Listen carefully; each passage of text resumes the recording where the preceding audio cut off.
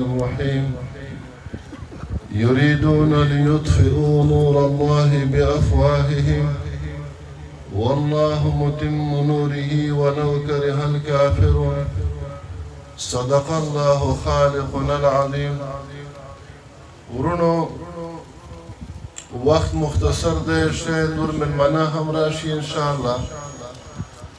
و اول قدم کې ټولو خصوصي مهمانو شیوخ کرامو علماء کرامو عام خلقو ټولو ته دغه جلسې ته د راتګ د حاضرېدو ښه راغلاست وایو. او په دوهم قدم کې هغه علماء کرام یا مفتیان صاحبان یا حافظان صاحبان چې نن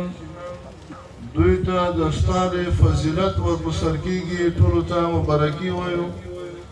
دوی ته ولدي کورنۍ ته اقرباو ته خدای تعالی دې خادمان د دین او د وطن دواړو وګرځوي. دریم قدم کې په دومره عظیمه اجتماع او دومره ډېر خلک چې دغه جلسې ته حاضر شوي دي دا دلیل د دې دی چې اوس هم د خلکو د دین سره مینه شته. لله الحمد. اوس هم د اسلام د طالب د مجاهد د خلکو سره مینه شته. هغه فارغین چې نن فارغیږي یو آیت کریمه را یاد شو. الله تعالی فرمایي إن الملوك إذا دخلوا قرية جعلوا أعزة أهلها أذلة وكذلك يفعلون. فکر کوم ترجمه ته ضرورت نشته. ان شاء الله ټول ملګري په دې باندې پوهیږي. خو یو تفسیر چې اهل تصوف دې کوي استادانو به موږ ته ویل وای د دې دغه معنا هم کېدای شي ان الملوک اذا دخلوا قريه کله چې خواهشات نفسانی ذلیل ګرځي. مثال په تور څه معنا ان الملوک انوار الهیه اذا دخلوا قريه چې کله داخل شي زړه دی و مومنته جعلوا أعزة أهلها أذلة. هغه خواهشات نفسانیه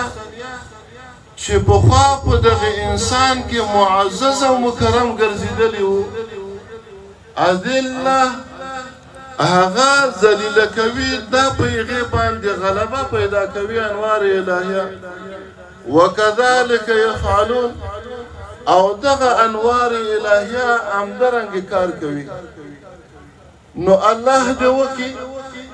قرآن کریم چې د الله نور ده، سنت و حدیث د رسول الله چې نور ده ستاسو سینو ته داخل شوي دي. الله تعالی دې وکړي چې هغه پخواني خواهشات وی بنا خو بالفرض کوي چې هغه ذلیله وګرځي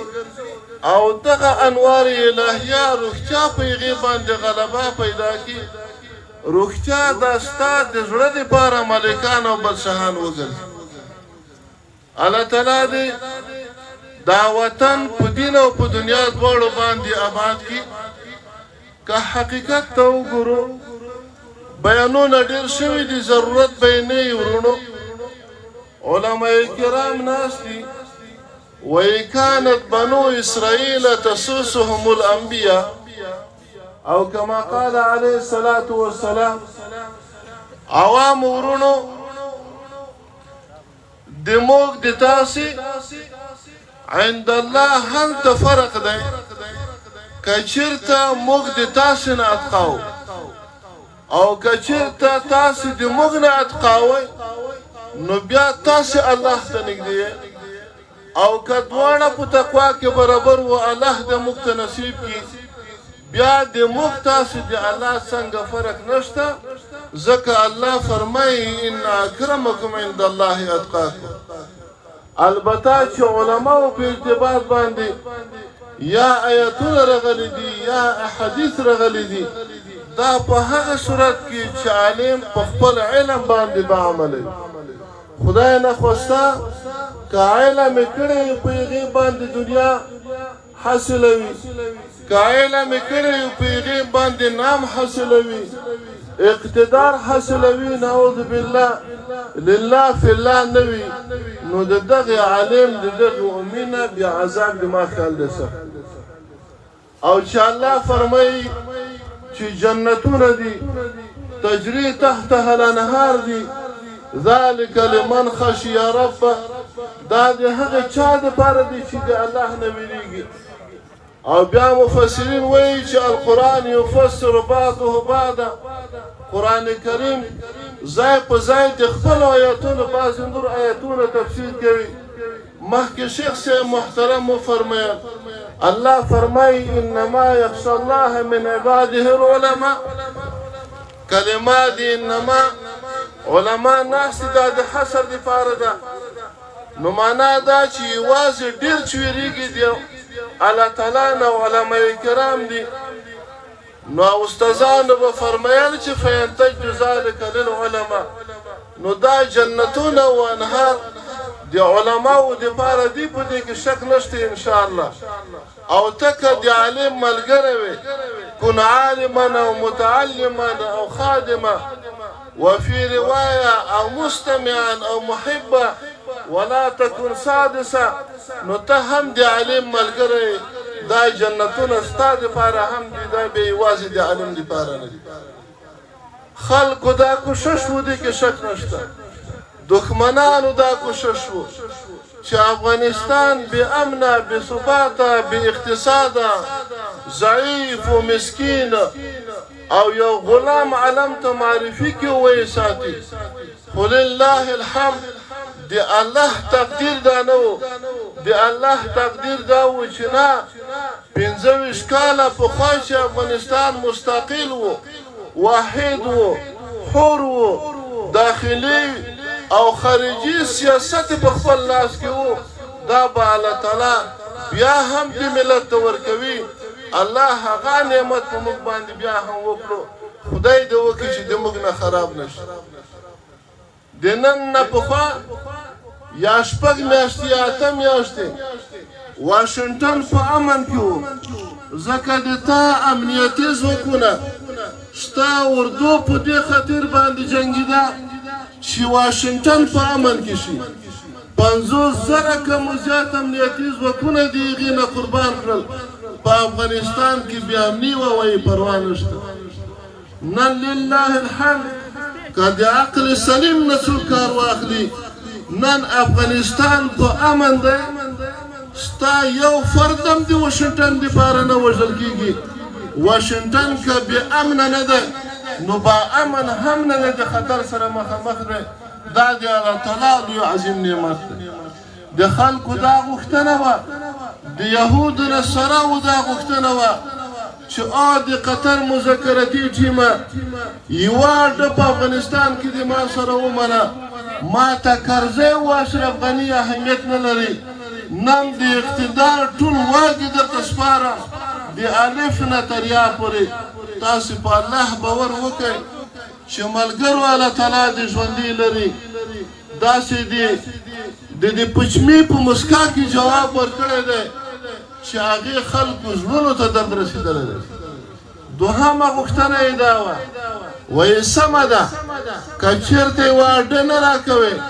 د افغانستان اوسنی اردو چې موږ په هغې باندې مصرف کړي دي دا به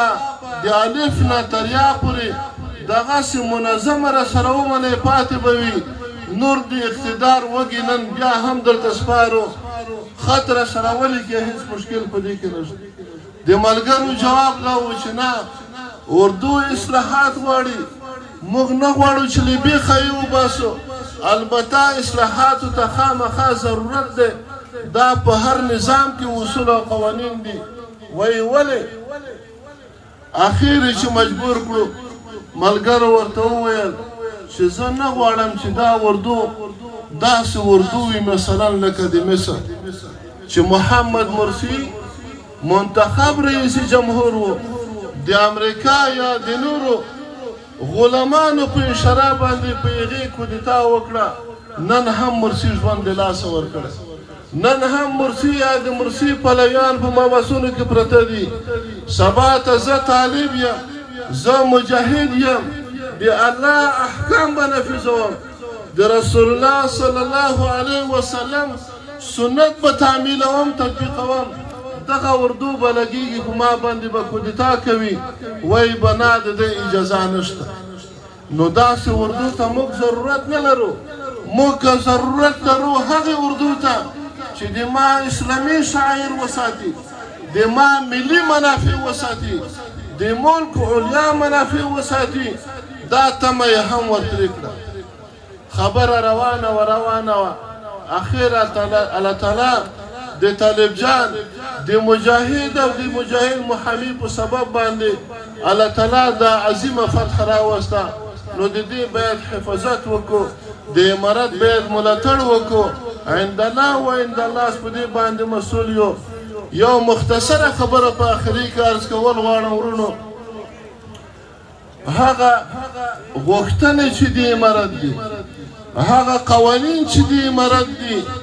ان شاء الله داسې عاقل به نه وي چې د هغې نه خبر نه وي لطفا هغه د نن نه بعد په ځان باندې عملي کړي خصوصا د بیرغ په باره کې پرون د جامع مسجد خطیب صاحب د دغه مدرسې محتمم جناب شیخ صاحب هدولي د مشرانو د امارت د طرفه پیغام درته رسولی دی چې نن نه بعد 3 ورځې وخت لري هر هغه څوک چې پخوانی بیرغ یې په کور یا په دکان یا په موټر باندې جوړولی وي لطفا هغه د ایسته کې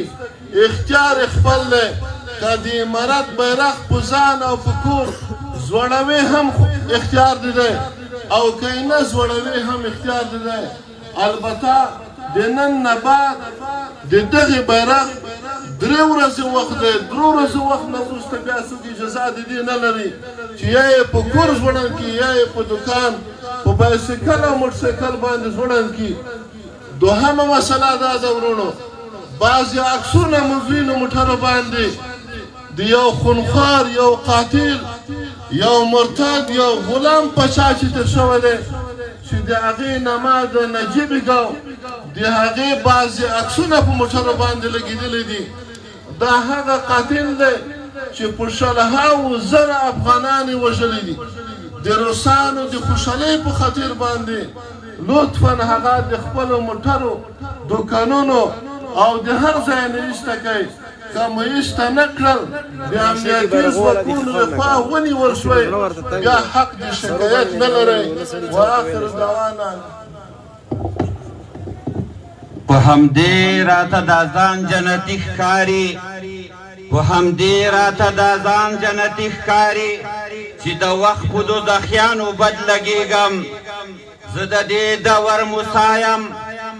د دې دور موسی یم زه به تل په فرعونیانو بد لګېږم نعره تکبیر نعره تکبیر غواړم الله تعالی د جذبه قبوله کړي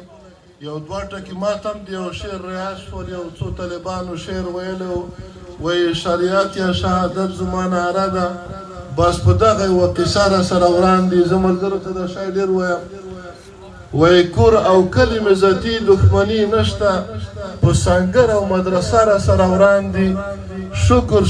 چې الله راسره مل دی خپل دوستان خو همیشه راسره وړاندې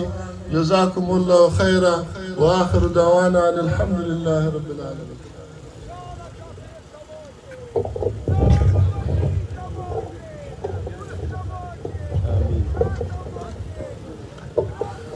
جزاك الله. دا ډېر قدرمن محترم د خوست ولایت والي د ګوانتنامو اسیر ستر علمي او جهادي شخصیت مولوي محمد نبي عمري صاحب د عالمانه او هر اړخیزو ویناونه یوه نړۍ مننه کوم. د انضباطانو ملګرو په خدمت کې دا عرض کوم چې د جلسې نظم پوره ونیسي، څوک وتلو او جګېدلو ته پرېنږدي. محترمو غونډه را مختصره کوو. د دستربندۍ شبې را نږدې دي. د مقررینو علماء کرامو په خدمت کې احترامانه عرض کوم چې خپل بیانونه په نهایت اختصار سره ترسره کړي. دا پروګرام په دې برخه کې په ډېر ادب او احترام بلنه ورکوو د جامعه مظهر العلوم نیازي مؤسس حضرت مولانا عبدالرحیم ابو پریز صاحب ته چې د دریس خواته تشریف راوړي او